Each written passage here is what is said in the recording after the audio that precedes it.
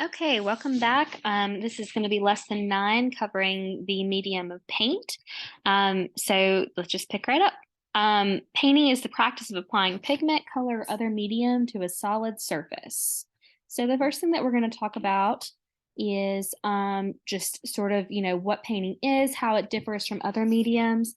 While drawing and painting are pretty closely related, and some would say like overlapping processes, drawing is often the prelude to painting. There are some key differences to the two mediums. Gerhard Richter, who is a very famous painter, this is his piece, it's just called Abstract Painting. He really gets into the medium and the process of application of paint. And that's part of his message and his conceptual part of the work as well. So you can see here that this painting, although you can tell that there is like some softness up in the sky and almost becomes sort of like a landscape in some ways. He's really interested in like the nature and like the texture, the physical, actual texture of paint that you can see in his brush strokes. He doesn't intentionally smooth everything out and make it all nice and clean. But he wants the authenticity of the paint to be present in the paintings.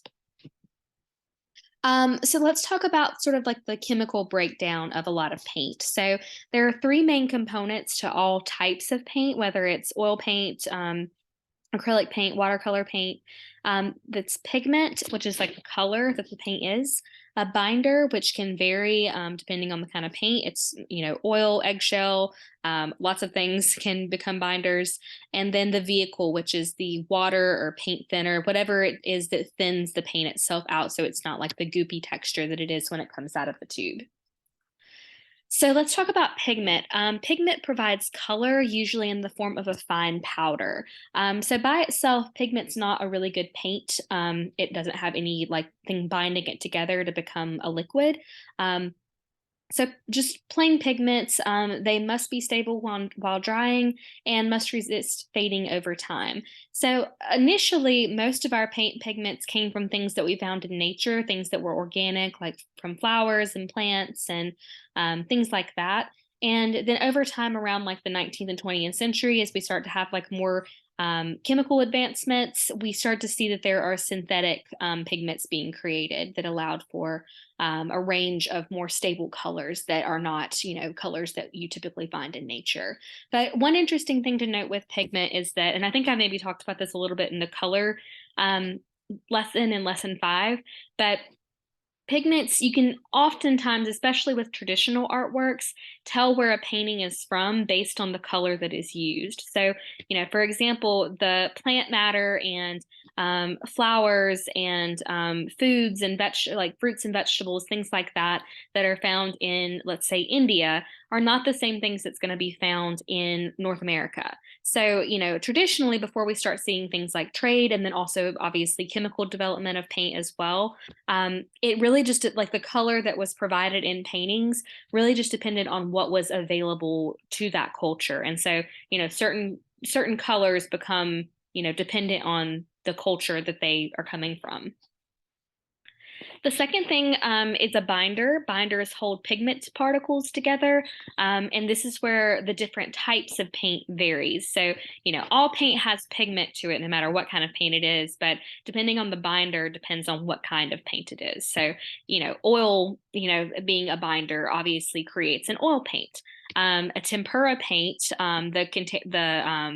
the binder is an egg yolk, and for acrylic paint it's like a plastic material, and so on and so forth. So it just really depends on what binds it together, and that binder can really create a lot of key differences in how a painting looks and like the results of it. Lastly, the vehicle, it makes paint a liquid and can be further added for thinning. Depending on what kind of paint you have or what kind of binder you have determines the type of like vehicle you have to use for it. So, for example, like oil paints, obviously, water is probably the go-to, the one that you think about the quickest as being the vehicle. But for oil paint, obviously, oil and water do not mix together. So you have to use a paint thinner like turpentine to break down the paint and to make it more thinned out than it would be. But again, the pigment all is pretty much relatively the same based on the type of paint you have. But the binder and the vehicle definitely change the type of paint it is. Let's get into the types of paintings. The first one we'll talk about is watercolor, which I talk about just to kind of be a bridge or like a segue from drawing to painting. Watercolor is a water-based paint media used for thousands of years, pigments with water as a vehicle and a gum arabic as a binder. And so yeah, again, same pigments are being used, but the vehicle and the binder are, the specific to it. Usually, white rag paper is the most common substrate or support. It requires neither sizing nor priming. And I think that's why watercolor gets categorized most often into being a drawing medium rather than a painting medium because of the substrate that is being used for it, which is paper.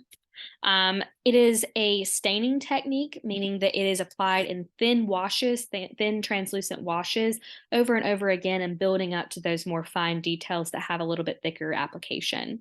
Highlights are obtained by leaving the areas of the white paper unpainted. So if you ever see like a watercolor painting and there's just a stark white being used, typically that is the white coming from the paper, not like a white added on.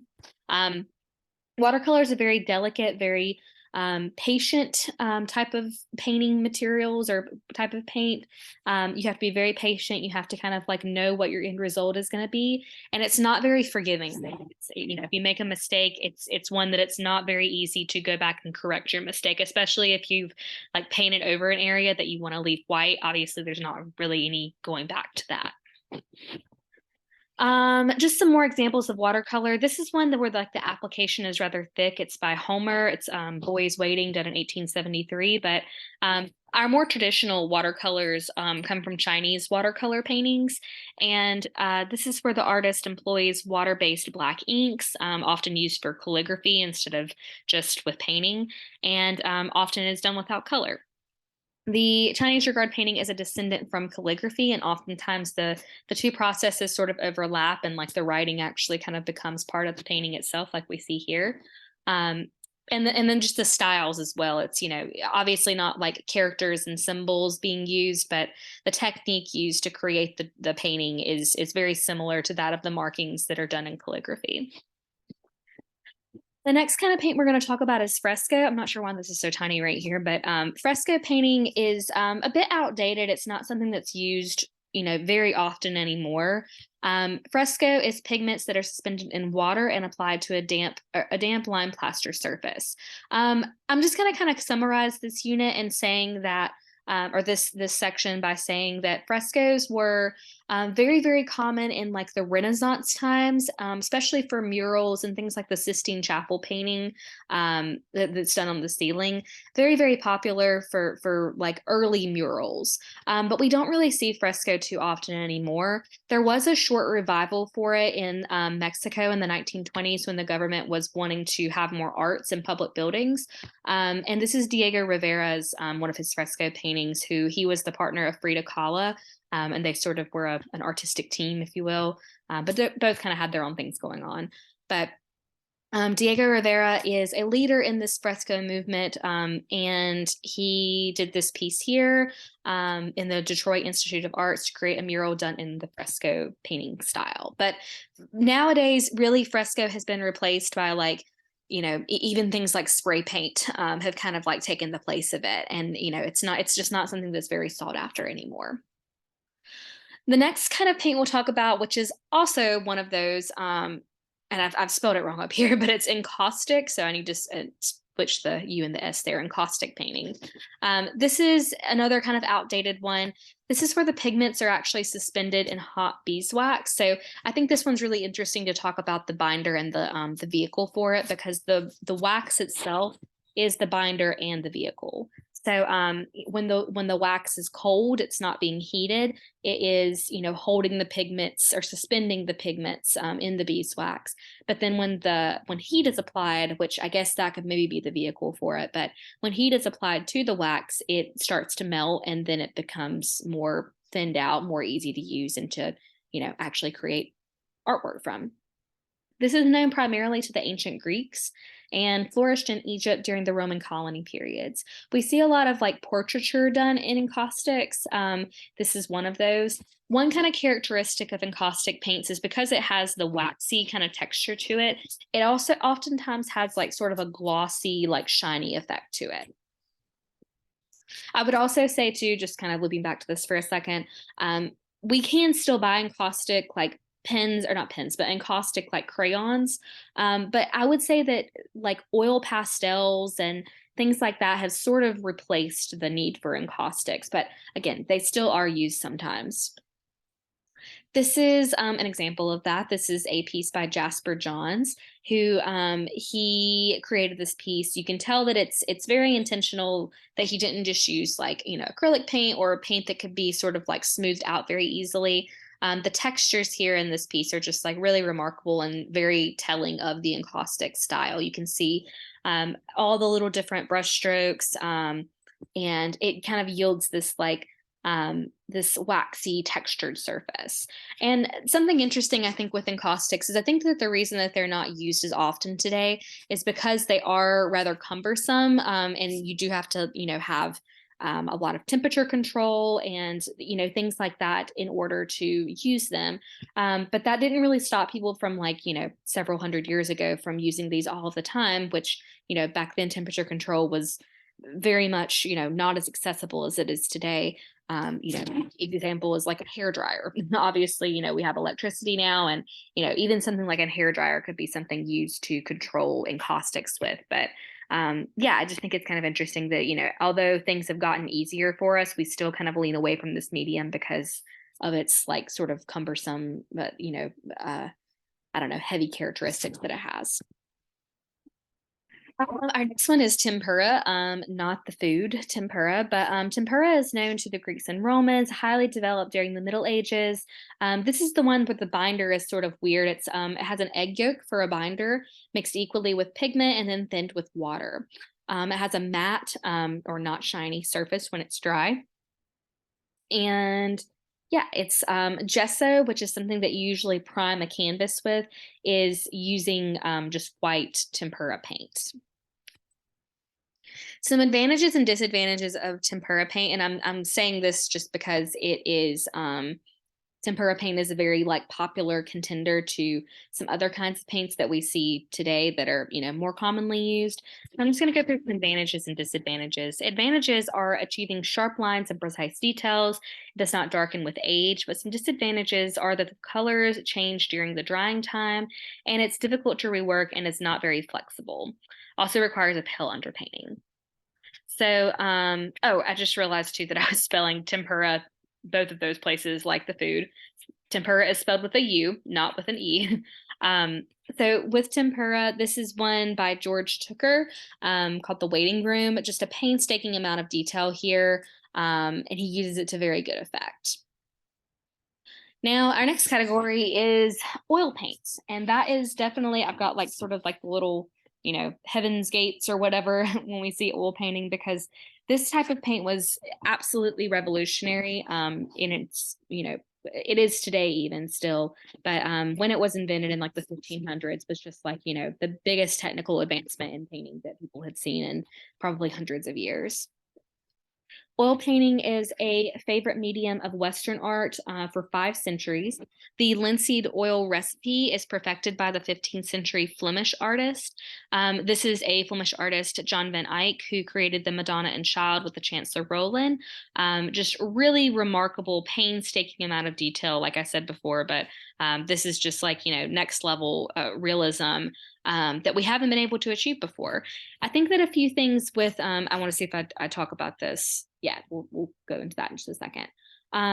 We see here that this piece is a gessoed covered wood panel. And then he was also able to use glazes or like transparent films of color to make the lighting look really realistic and able to refine detailed textures. So some advantages to oil painting, it provides both increased opacity and when thinned, a greater transparency. It has a slow drying time, which can be really, really, helpful for mixing your paints. Personally, I use oil paints in my own paintings because I'm able to I could spend all day just mixing the colors that I need and then just put like a thin sheet of like saran wrap or something over my palette, and then it'll be just as, good as new the next day. So that really gives you a lot of time to like mix your color properly. Whereas if you've ever done any kind of painting before, you really don't have a whole lot of time before the paint dries to get the colors that you want like mixed on your palette. It'll dry, within minutes, really, if you don't use it, just right then. But oil takes a really, really long time to dry. And so you can be really, really detailed and get a lot of, specificity with it. The pigments change little when they're drying. It's very flexible. It allows the use of canvases. It also allows for the use of like the transparent layers or glazes that can make something look even more realistic. Think about like the glazes as being almost like, filters that you can put on like your photos and things like that to give it like, a more of a red hue or more of a blue hue. That's what would be used for, the glazes here. There are not really a lot of disadvantages, I would say. One is that slow drying time can be a bit difficult, but fast drying mediums can help this. There are tons of mediums that you can add into, and when I say mediums, I mean like clear, solvents and things like that that can affect the quality of the oil paint. So it can make it, dry faster, or it can make the oil sheen more shiny or more matte, or it's just very editable, very flexible, and overall just like the best type of paint that we have so far. This is Pablo Picasso's piece. It is done in oil paint. I believe I included this one because this is a slide identification for our final exam. So if you get to this one, and it is on our final exam again, this is Pablo Picasso's Les Deux Hommes d'Avignon in 1907. And we can tell this is a Pablo Picasso piece because of how the Cubist work looks here. And it's just a very early example of Cubist painting, which Pablo Picasso is known, primarily for. Some other oil application techniques. We see impasto, which is very thick layers, as we see right here, where, there's not like only implied texture, but there is like actual texture that you can feel and touch. And it's like raised from the canvas. It can be thinned. It can be used wet onto wet. So while the paint is still drying and wet on the canvas, you can add onto it. Or it can be used wet onto dry. So after the paint's totally dried, you can then paint on top of it again. And it can be used for a direct painting or a completed painting in one sitting. Okay. Our next category we'll talk about is acrylic paints. This is our newest kind of paint that we see. It's invented in the mid-20th century. The binder is an acrylic polymer. It's synthetic. So as we start to become less reliant on like the natural chemicals and natural binders, this is acrylic is our natural step into that direction. The vehicle is water. It's more convenient and less toxic than turpentine, and relatively permanent paints rarely darken with age or yellow with age, and has a very quick drying time. Personally, I think acrylics are great for a lot of things. They're also much, much safer to use than oil paints. So let's think for a moment, the quality of what oil is. So even imagine like vegetable oil or olive oil, or, like oil that you put on your skin for like skincare and things like that. The oil is meant to be absorbed. So, as soon as it gets on your hands or your fingers or, whatever, it's going to seep into your skin. That's just the nature of an oil. So, sometimes that's a good thing if it's like for your skincare or, something like that, and you want the oil to seep into your skin. But for paint, where there's chemicals used like cadmium that are, very harmful, you don't really want that seeping into your skin all the time.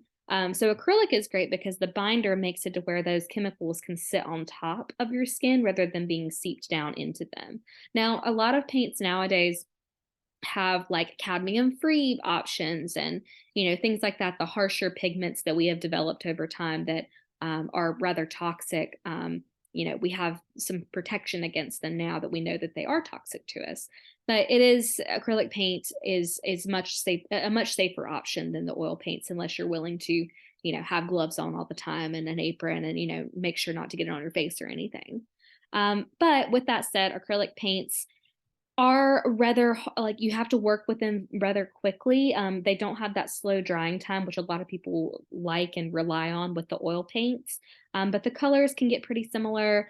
You can add some mediums into the acrylic paint to make it dry a lot slower, but it's still, just for me personally, I would always prefer an oil paint over an acrylic paint. Um, okay, so let's talk about some contemporary approaches to painting. Painting continues to exist even after many near-death experiences. There are a lot of times when some have wondered whether it might become obsolete because of inventions like the camera and the like recording devices and things like that that don't really require a painting to exist anymore. Um, and I would say that this starts to be very problematic around like the early 1900s, where before that, people were commissioned as painters and to be painters and were trained to be painters to do portraits and landscapes and things like that that people wanted to hold on to. It wasn't really about the creating the next big revolutionary idea. It was just painting what people wanted you to paint. So there's a big shift that happens that we'll talk about in art history, where painting for the traditional purposes of it, which are portraiture and landscapes, sort of does become obsolete, and we have to kind of redefine what it is that we want from painting and what we want it to become. Painting does flourish, though, as artists discover new types of paint and methods of applying it. Some contemporary approaches. This is John Sobral. He recovers sludge from the streams in Ohio, which this is, when is this? February 16th of 2023. We obviously have just had a very big crisis in Ohio with, poisonous chemicals being emitted into the atmosphere. So this becomes, even more revolutionary, I think, now to think about. But again, he's recovering these poisonous sludges from Ohio, and then derives powdered pigments and blends them with the usual binders and vehicles. So like I said, pigments can come from anything, even poisonous sludge water from Ohio. And so this is a result here on the right of what those colors looked like, what those pigments looked like when they were then suspended with a binder and applied to the vehicle. The color palette is rather limited, but it is very striking. It has just really, really rich saturation to it, and I'm very impressed with the amount of variation that was able to occur from this. His compositions are mostly abstract, and then Sobral usually sells these and uses the money to subsidize environmental remediation in the streams. Some other contemporary approaches. This is Ken Akashi. He uses digital television screens as supports for oil paintings. So this might not look like that weird now, but you can see this is actually like an old TV screen. This is like the Samsung or whatever writing right there. And then he's just painting traditional paint over them. And then I believe the screen continues going, like it's not an obsolete TV. So it's, the paint or the images from the TV shining through the paint that he's applied, which is, very interesting, kind of, a contemporary approach, contemporary substrate. Anish Kapoor. This is not really Anish Kapoor's invention, but he is the one who will be credited with this application of paint in the art world. Bought the rights to this black paint called Vanta Black in 2016. Vanta Black absorbs 99.9% of all light making. Is the blackest, making it the blackest black ever created. So essentially, you probably heard of Vanta Black before. If not, or I think it's like Vanta Black 3.0 or something like that now. But this black it absorbs so much of the color, all of the color really, that it's totally flattens out any form or shape that is supposed to be implied, or even actual shading and things like that. It just absorbs all of that and just flattens out all that exists. So Anish Kapoor this was a very controversial thing back in 2016 when he bought the rights to this paint, making it to where no one else could use the paint except for him. And so I'm not going to talk too much about that, but I do want you to jump to the Edpuzzle folder and watch the Vanta Black controversy video that I have linked there. Let's see here. Okay, and that's it. That is all that we have for painting. Jump back or watch the Vanta Black video at your own time. if you want to watch it now, or you can just watch all the lessons and then go back to it if you'd like to. But make sure you still give it a watch. And this one's a pretty interesting one. It's not just, boring stuff. It's sort of, social media controversy and things like that. So, yep, I'll see you in lesson 10 for printmaking, and I hope you have a good rest of your day.